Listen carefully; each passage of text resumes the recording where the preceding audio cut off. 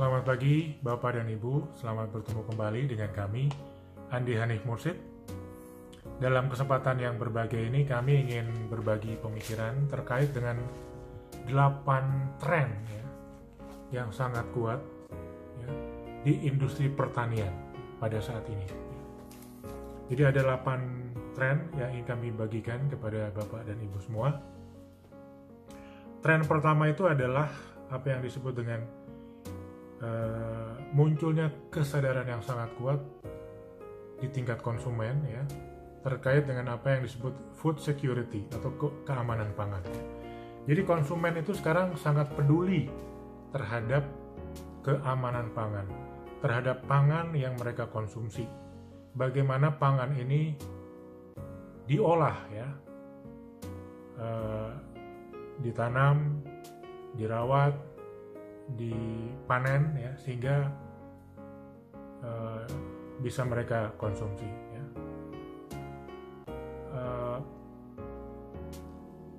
Kesadaran itu menguat karena di era COVID-19 ini konsumen semakin sadar bahwa salah satu cara agar terhindar dari paparan COVID-19 itu adalah mengkonsumsi makanan dan minuman yang bersih, yang sehat, yang aman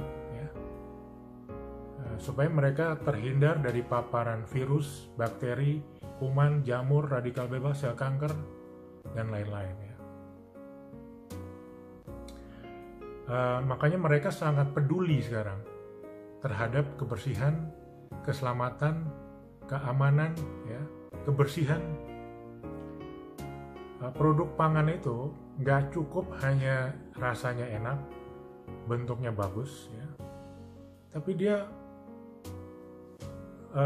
secara paralel harus juga bersih, sehat, aman.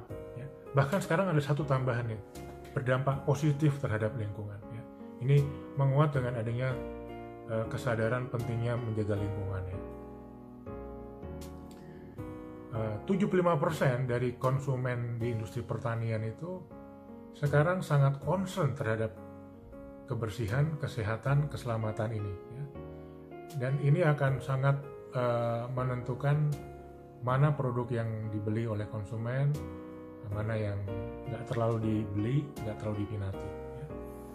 Kemudian tren kedua adalah the rise of CHSE concern. Jadi concern terhadap aspek kebersihan, aspek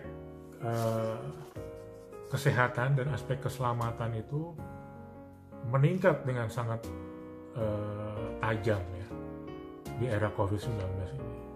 Alasannya tadi kami sebut, salah satunya sadar bahwa salah satu cara untuk menghindari paparan COVID-19 adalah mengkonsumsi makanan yang sehat, yang aman, yang bersih. Makanan yang enak dan bagus aja kelihatannya, tapi kalau dia nggak bersih, kalau dia nggak sehat, nggak aman, itu bisa jadi kontraproduktif untuk kesehatan kita. Itu kesadaran yang muncul sekarang. Dan 75% orang sekarang sangat mementingkan itu. Nah, yang ketiga ini menarik sekali trennya. Jamu is the new espresso. Sekarang jamu itu adalah espresso yang baru. Jamu ini sekarang posisinya udah setara dengan kopi. Kenapa? Karena di era COVID-19 ini hasil riset menunjukkan bahwa jamu itu salah satu makanan dan minuman yang pengaruhnya sangat positif untuk meningkatkan imunitas tubuh. Nah, kebetulan juga banyak pemimpin, banyak tokoh-tokoh masyarakat yang mengkomunikasikan ini ke publik.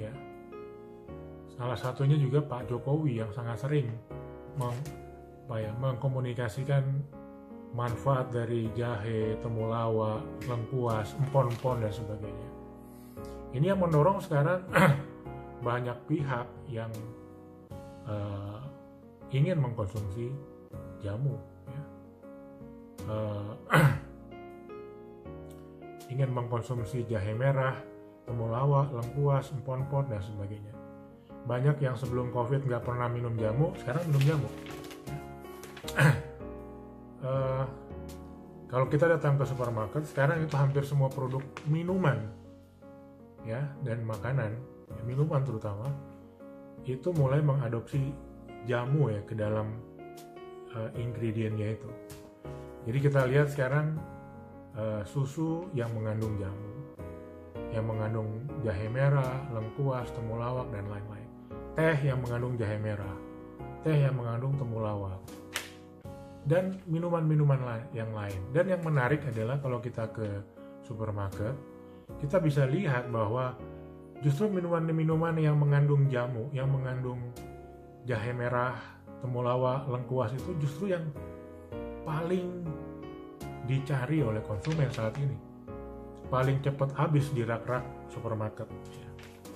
Paling sering kosong di rak-rak supermarket. Karena kesadaran orang untuk minum jamu sekarang meningkat drastis.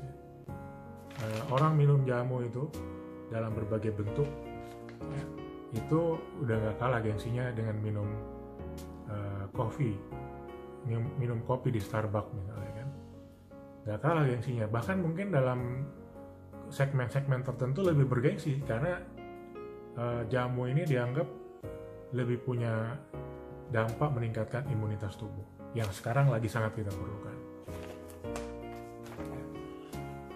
Dan jamu ini pun sekarang tampilannya dalam berbagai macam format ya. Ada yang bentuknya cair, ada yang bentuknya udah berbentuk serbuk ya.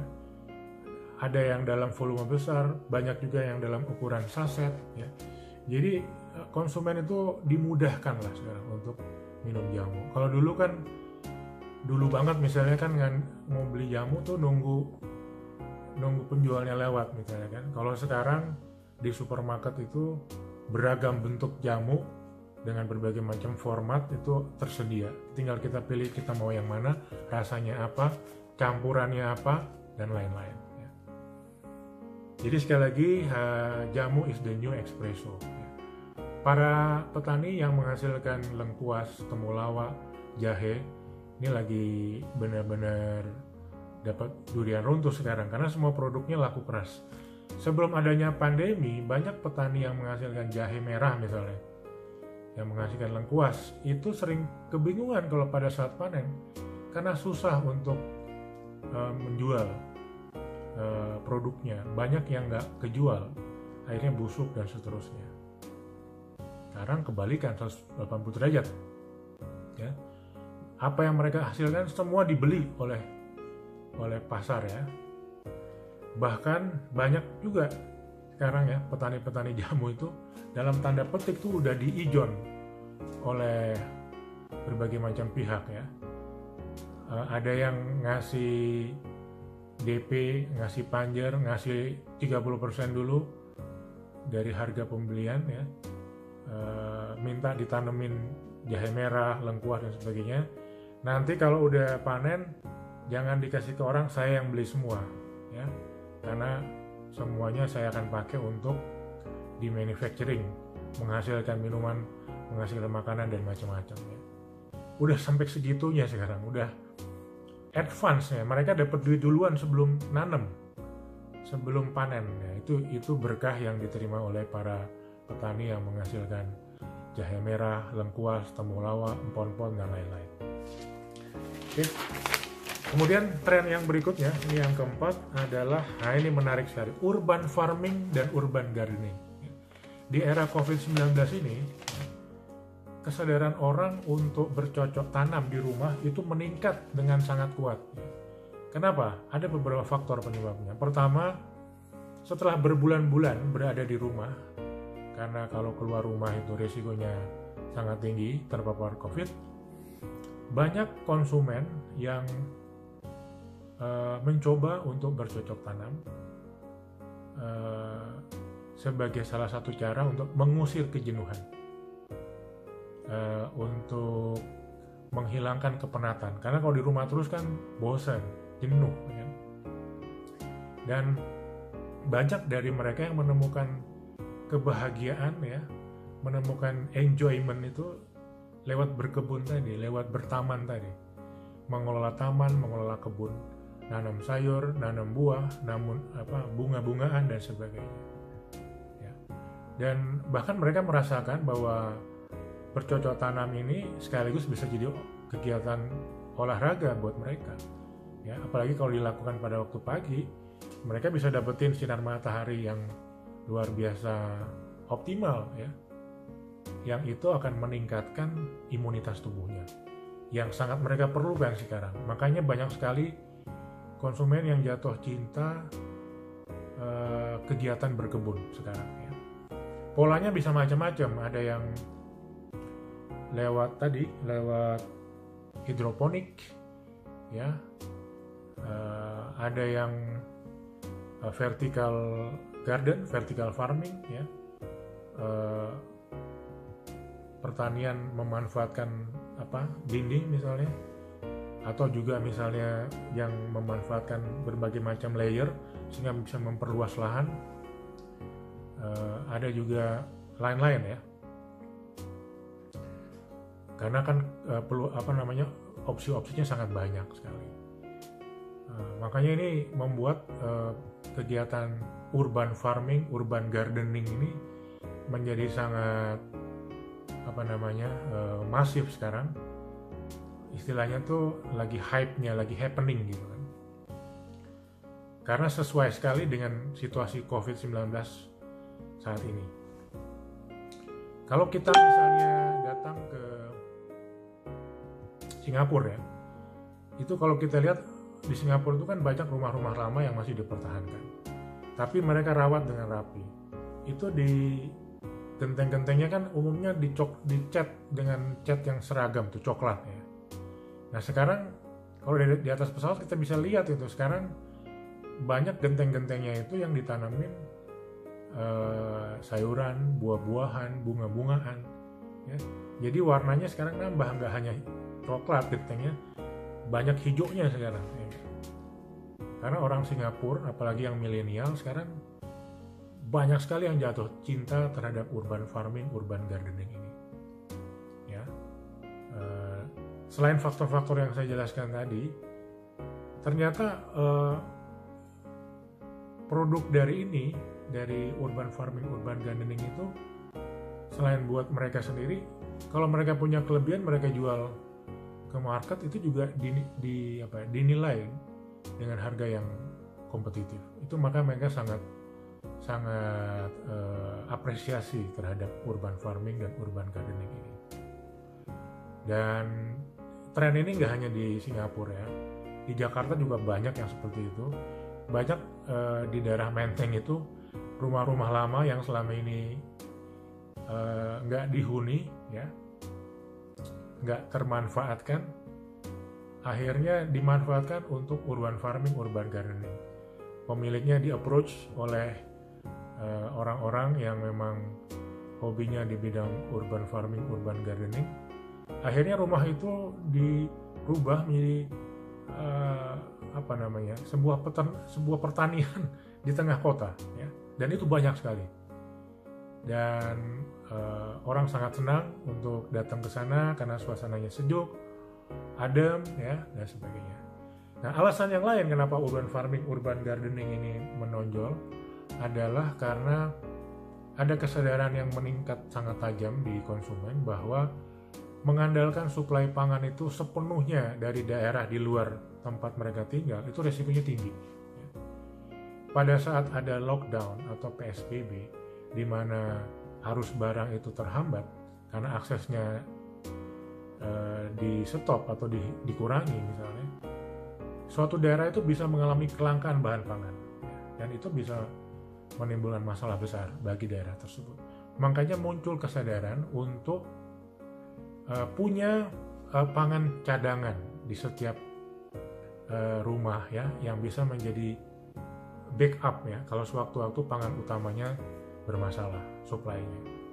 Makanya mereka sadar, mereka melihat urban farming, urban gardening ini sebagai salah satu cara mereka untuk menyiapkan ban serep lah, sehingga kalau ada kondisi darurat mereka punya cadangan pangan di rumahnya, paling nggak untuk konsumsi orang-orang yang ada di rumah tersebut. Nah, yang berikutnya alasannya adalah urban farming, urban gardening ini selaras dengan respon proaktif untuk merespon mengurangi efek dari rumah kaca, mengurangi efek dari pemanasan global. Ya, karena dengan adanya urban farming, urban gardening, suhu menjadi lebih turun ya, karena banyak tanaman, banyak buah-buahan, banyak sayuran,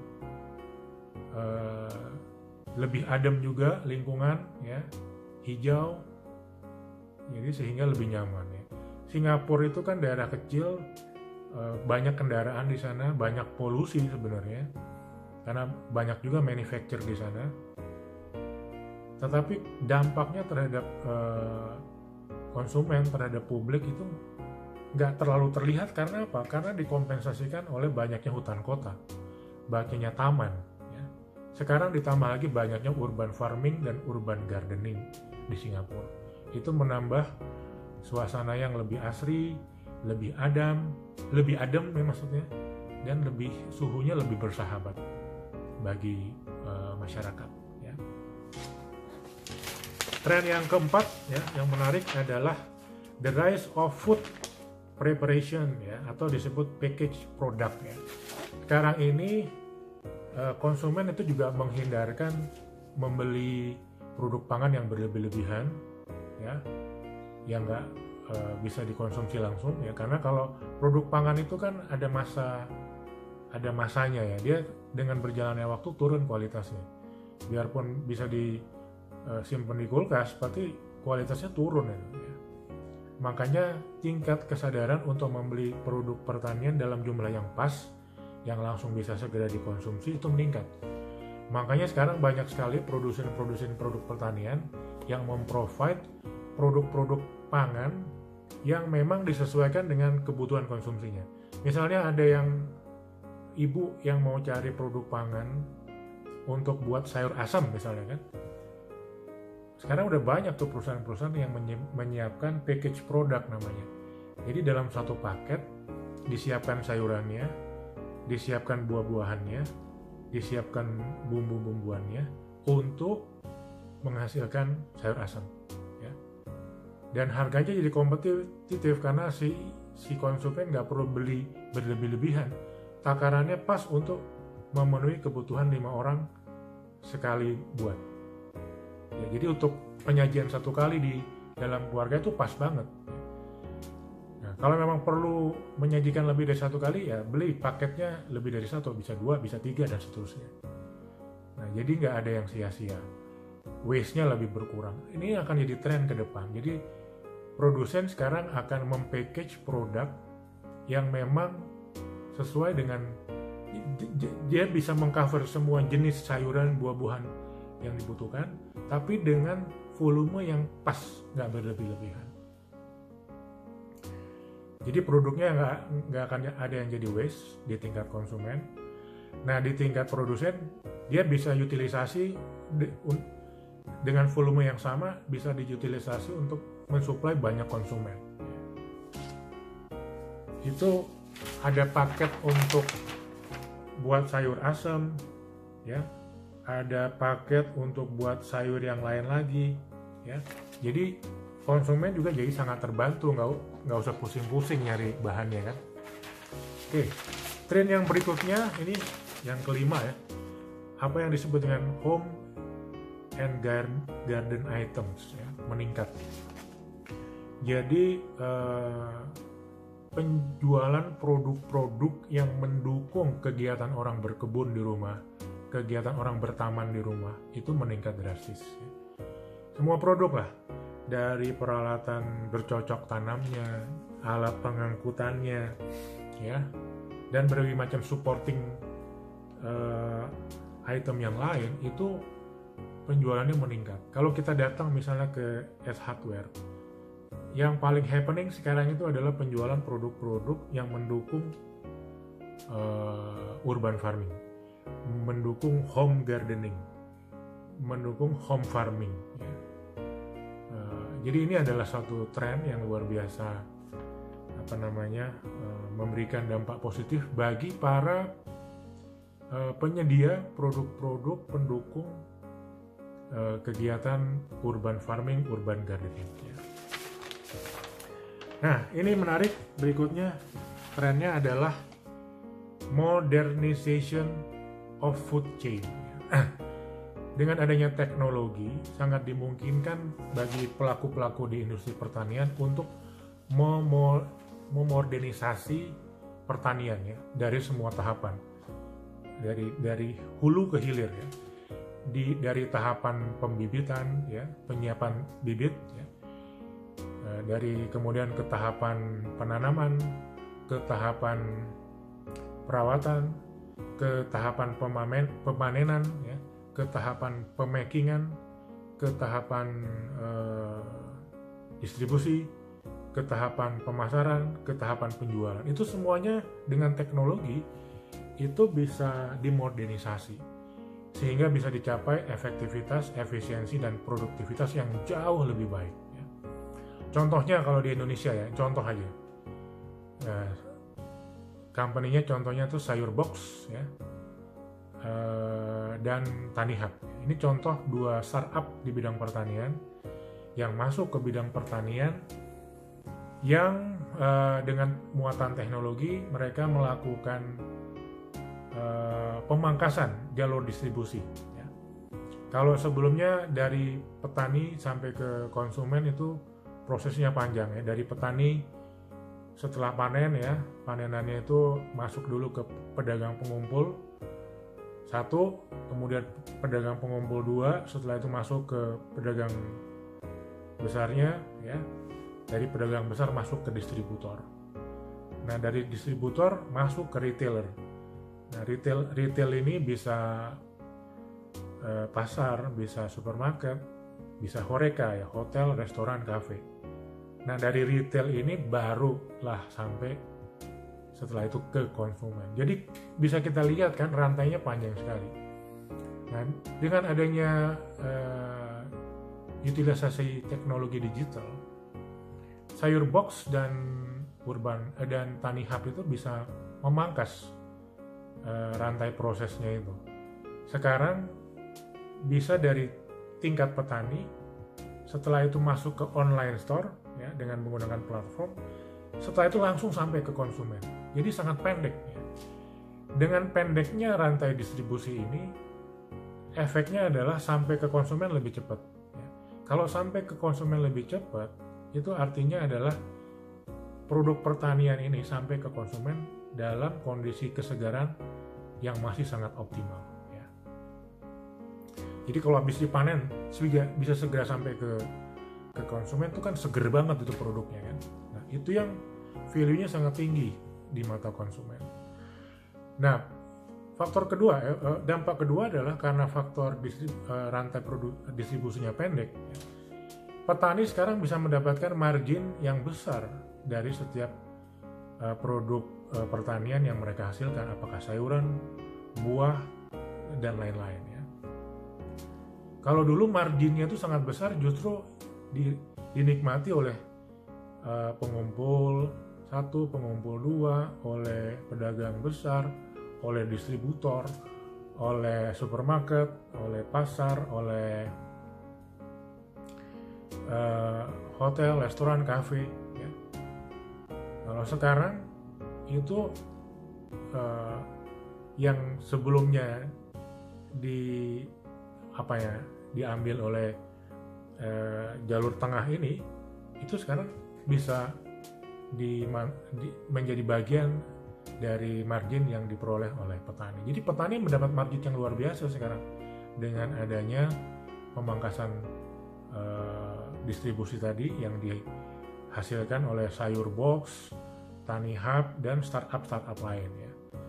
Mereka menggunakan teknologi ya, digital lewat platform digital, lewat online store ya, yang bisa memangkas proses distribusi, mempercepat waktu sampai ke konsumen, membuat petani bisa segera mendistribusikannya produk-produk mereka setelah panen langsung ke konsumen. Ini kan luar biasa.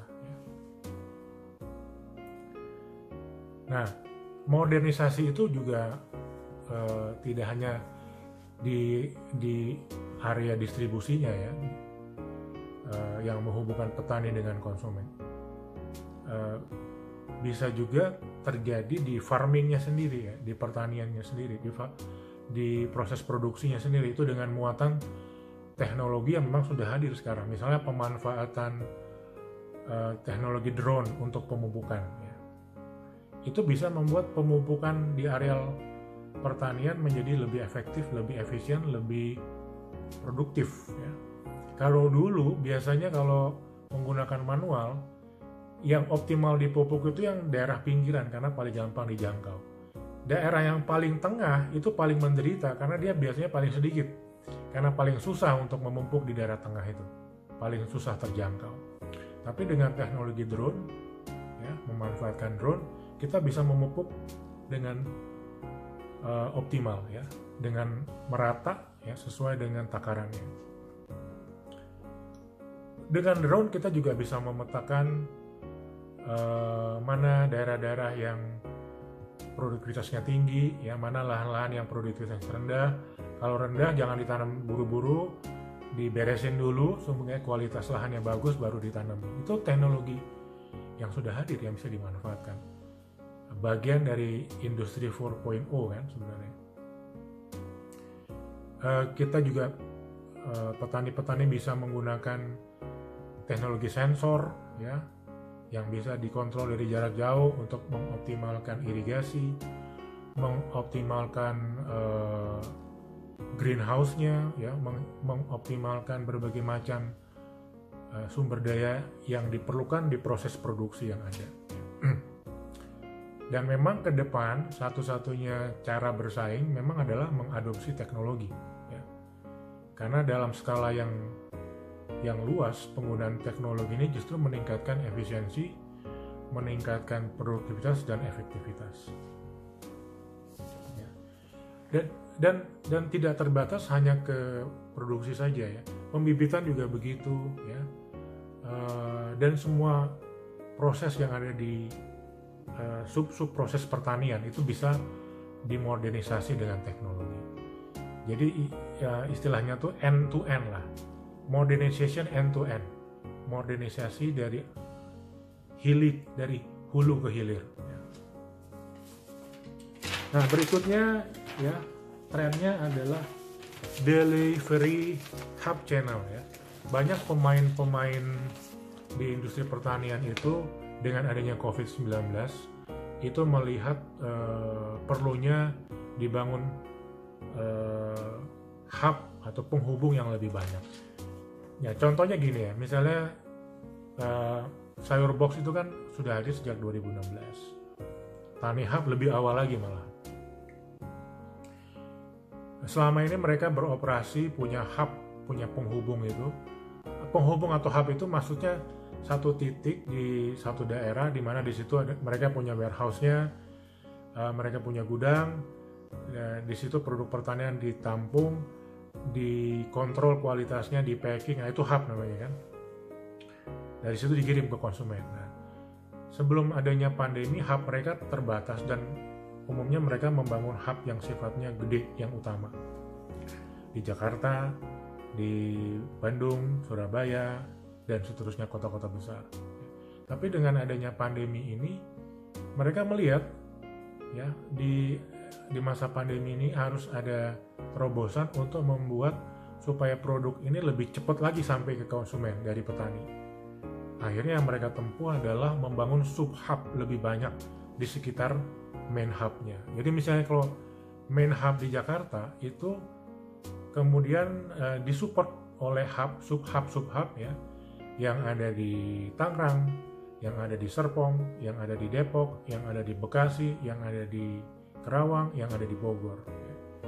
Jadi kalau ada petani di daerah Darmaga di Bogor sana punya produk sayuran atau buah, mau dikirim ke konsumen, itu biasanya kan masuk dulu ke hub utamanya di Jakarta kan, atau ke Bandung misalnya.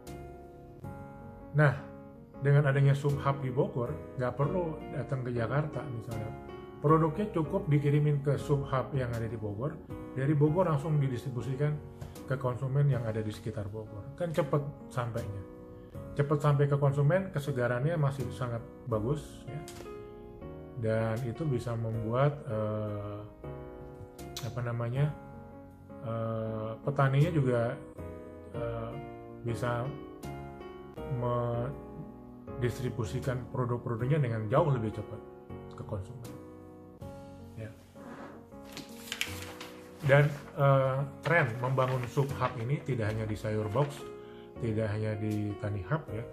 Hampir semua pemain-pemain di bidang pertanian, apalagi yang startup, melakukan hal yang sama ya, karena ini salah satu cara yang dinilai efektif untuk meningkatkan kecepatan produk itu sampai ke konsumen.